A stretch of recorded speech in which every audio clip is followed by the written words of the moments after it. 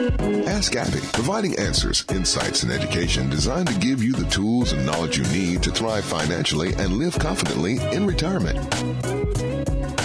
And welcome into another edition of Ask Abby with Abby Reed, CEO of Reed Financial Group. You can submit your questions online at goaskabby.com. Lots of additional resources available for you there as well. And you can always call Abby Reed at 678-442-0255. That's 678-442-0255. Or goaskabby.com online. Always giving us insight into the financial investment and retirement planning world. Abby, are there any things that you see as common problems with the way that people are planning or the way that we are taught to approach our money and finance? I think one of the biggest problems with how people approach retirement planning or finances in general is a focus on just the one thing. So rate of return, what did I earn last year? What does my statement say this month? And that's really where their focus starts and ends. And finances, and especially retirement planning, it's just so much more broad than that. And something that I've learned over my career and have been taught by mentors and some of the academics that study retirement at a pretty high level is the importance of not only the rate of return, but things like sequence of returns risk. So rate of return becomes it's not the most important thing when you're in retirement. It's important, but it's not the most important thing because of sequence of returns risk. There's also things like withdrawal rate risk, longevity risk, lazy money is what we call it. So inflation risk. There's just a lot more to planning than just rate of return. And something that can be a bit frustrating is when people have a misconception that financial advisors, financial planners, their only job is to max out the best rate of return or beat the S&P 500. And that's just not really the case. And so what we try and do, and what I have a passion for, is letting people know and educating them on what a retirement-focused financial advisor can help with. And it's all of those things. It's dealing with all of those different risks that aren't really risks when you're still saving and, when you're still working and getting a steady paycheck.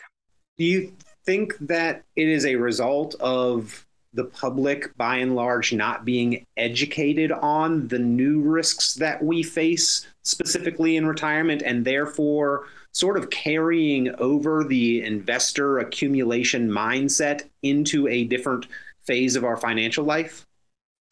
I absolutely think so. I think that there's a lack of education with retirement focused type planning.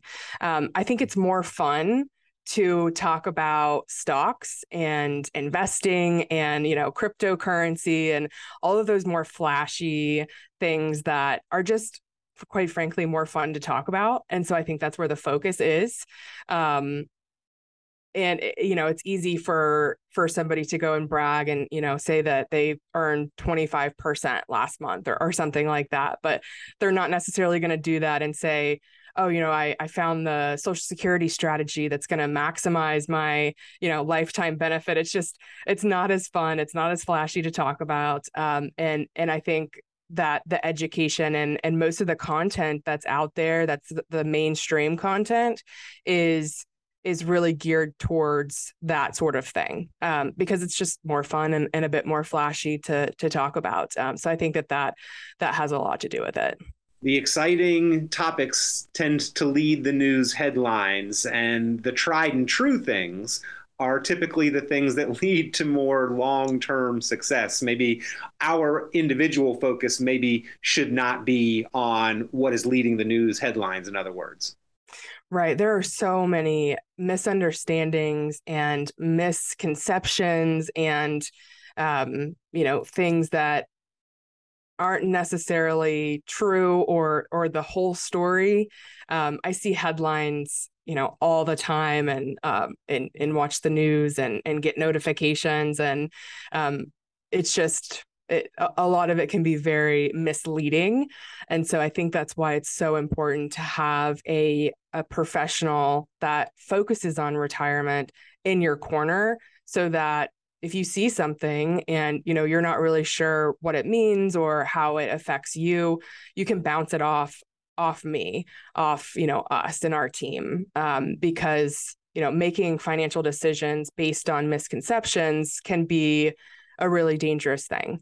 And so we like to educate on the topics that really do matter.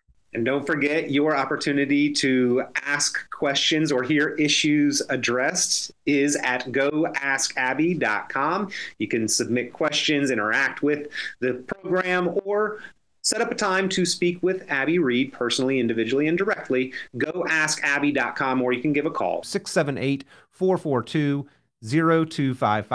That's 678-442-0255. Abby, are there any issues within the financial industry itself, kind of behind the curtain, that you would like to see fixed or addressed, or flaws with the way that we are taught to plan and prepare for the future?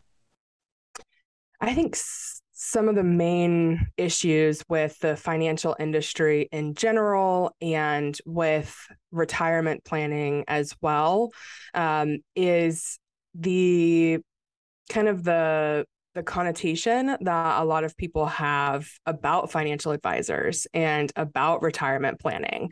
Like we were talking about before, there's just a lot of misconceptions and a lot of misleading things that are in the news, or maybe they've heard from a friend or a neighbor, or saw on social media or something like that. I don't think a lot of people understand how valuable a relationship can be with a financial advisor that knows you and your family really well, that you trust, that can help you make decisions that are in your best interest. And not like they control, everything, and the buck stops with the advisor, but somebody that can partner with you and help you make those decisions. And I think that that's especially true for single individuals that maybe have recently lost a spouse. It can be really difficult to make decisions, especially financial decisions.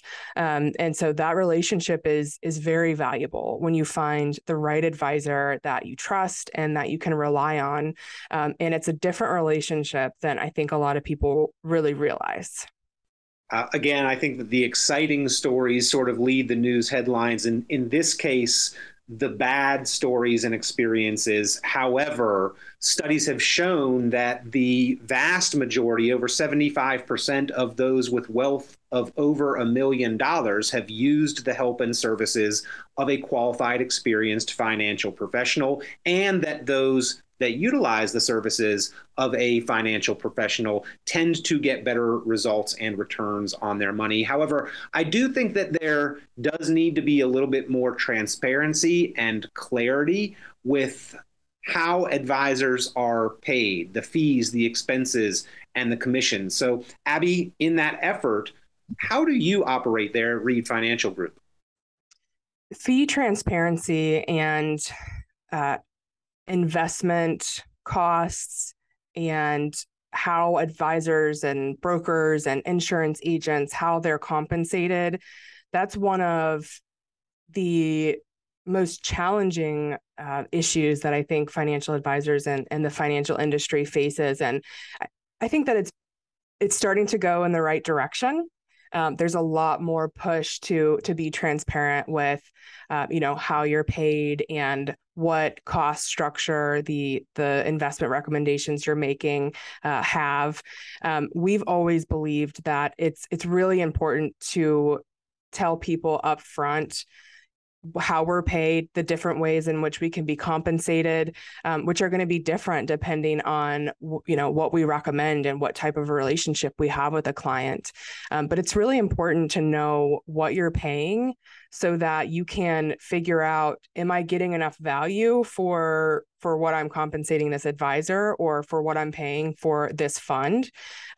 Most of the time, what we see, which is an issue, I think, in the industry in general, is people don't know what they're paying, especially in different funds. So there's mutual funds that have 12B1 fees and front end or back end loads, which you don't see those expenses on a statement. So most people will never know that they've paid them. They come out before before the statement is generated, and they're not on there. And that's perfectly legal. And it's probably disclosed in the prospectus or something like that nobody's going to read. And so we think it's really important to educate people on, if they're not a client yet, this is the structure that you're in, this is what you're paying, and this is what we would recommend, and this is how we would be compensated, and this is the cost of whatever we're recommending, just to also foster trust and help that relationship, especially in the beginning, is really important.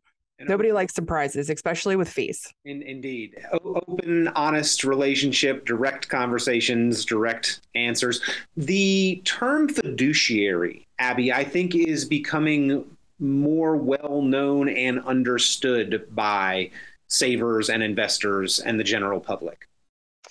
Right. So the term fiduciary used to not be a common word thrown around. I was never asked, are you a fiduciary? People had probably never even heard the word fiduciary. And it is becoming more mainstream. And so we'll get asked on a pretty regular basis, are you a fiduciary? What standard are you held to? And it's something that we also always talk about, whether we're, teaching a class or speaking to a community, or just in, a review with our clients, or talking to somebody that is looking for help. We talk about the different models that advisors can choose to operate in. And so there's the fiduciary standard, which is where we choose to kind of hang our hat. We think the fiduciary standard is the way to go, which means we're held to a higher standard. We have to put our clients' interests in front of our own and in front of our companies.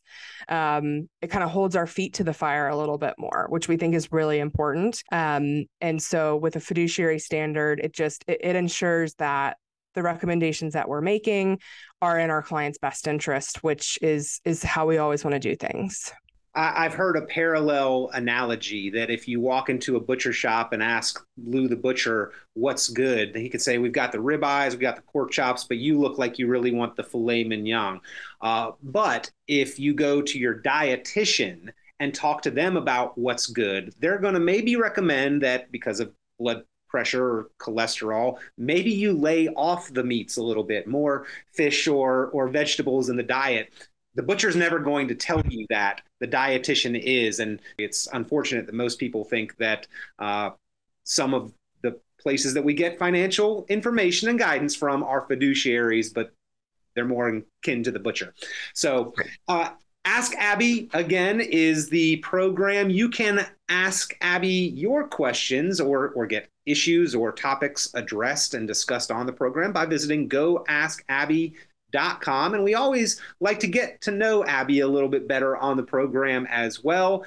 This week, Abby, a professional question. We won't get into a personal question this week, but if you would, share with us what is maybe the most exciting or disappointing moment in your career. Maybe you have an example you can think of both. Sure. I have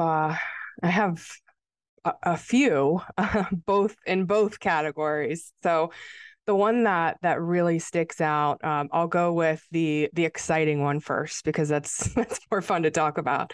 I've had the opportunity I work with some of just the best people that I've ever met. I'm so lucky that I get to work with people that I truly enjoy working with. They make it fun, to go to work on a daily basis, and appreciate what I do and appreciate the relationship. And that's very, very rewarding. And one of the instances that sticks out to me is working with someone that is recently widowed. There's typically what we see, a kind of a point person, or like a decision maker in a couple that may handle all of the financial stuff, and the other one doesn't want really anything to do with it. And so recently I had the opportunity to work with a recent widow. She wasn't involved in the finances at all. She didn't want to be involved in the finances. She trusted her husband. He made good decisions. He, invested wisely, and did very well for them. And unfortunately, he passed away really early in his, like mid-60s, which is just way too young. And I was able to help her move from a place of just being so terrified and unsure of what was going to happen next, and worried about, not only all the other stuff that comes along with losing somebody that you've spent, so much of your life with, but also, how am I going to start to make these financial decisions? Am I going to be okay? Do I have to go back to work? Do I have to move in with my kid? What's really going on here? Moving from all of that uncertainty to having a plan, building a plan for her so that she could really see, in all of these years throughout the rest of her life, that she is going to be okay, and that she can concentrate on, the more personal stuff of dealing with a loss like that, and delegate the, all the financial stuff that she really didn't want to have to deal with, to somebody that she trusts and know will act in her best interest. And seeing her really start to enjoy life again, and not worry all the time, is something that is very, very rewarding to me. So that would be one of probably the top ranking situations like that, as far as, exciting things and fulfilling things with my job. Yeah. As far as somebody have clarity and confidence in what would be an obviously difficult time. Yes, absolutely. Absolutely. And then on the other coin, or on the other side, some of the disappointing things that I've had to deal with and and deal with in the profession that I've chosen as an advisor, seeing people take risks that they don't really understand the ramifications of, and trying to talk to them about that, or coach them in a different direction, make a recommendation that would put them in a better position. But, some people just have their minds made up, and they're going to do what they want to do. And unfortunately, I know what can happen in those situations. And what we've seen in the market the past couple of years, I think back to, a few of the people that I've talked to that, their mind was set, they were going to do things their way. And I know that the past couple of years have probably been very, very stressful for them. And that's, that's disappointing. I want everybody to have financial peace of mind and, a solid retirement plan. But unfortunately we can't help everybody. I wish that we could. So that's something that is challenging as an advisor. Well, we'd like to help more. And of course, Ask Abby is clients' opportunities to get questions answered, to hear Abby's take on financial investment and retirement planning issues. And we always appreciate your input and your questions and the issues that you would like to hear addressed. You can submit those at goaskabby.com. And of course, you are always welcome to reach out to Abby personally. Give a call. 678-442-0255. That's 678-442-0255. And we especially appreciate if you found value and information and education in any of these episodes, that you share it with your friends and those that you think may also benefit. So go askabby.com, your place, your resource to submit your questions or issues that you would like to hear addressed. Also where we will have resources, including the podcast archive, where we've discussed previous issues and questions on each episode of Ask Abby.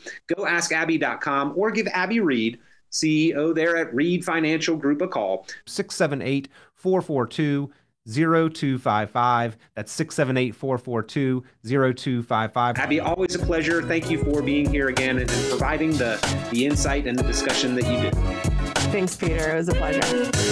Here to answer your financial questions, visit the website goaskabby.com for show resources and to submit your questions and get answers, or to schedule your complimentary financial investment and retirement planning strategy session. You can also reach out to Abby directly at 678-442-0255. That's 678-442-0255, or at goaskabby.com. Investment advisory services offered through Brookstone Capital Management, LLC, BCM, a registered investment advisor. BCM and Reed Financial Group are independent of each other. Insurance products and services are not offered through BCM, but are offered and sold through individually licensed and appointed agents. Third-party ratings and recognitions are no guarantee of future investment success and do not ensure that a client or prospective client will experience a higher level of performance or results. These ratings should not be construed as an endorsement of the advisor by any client, nor are they representative of any one client's evaluation.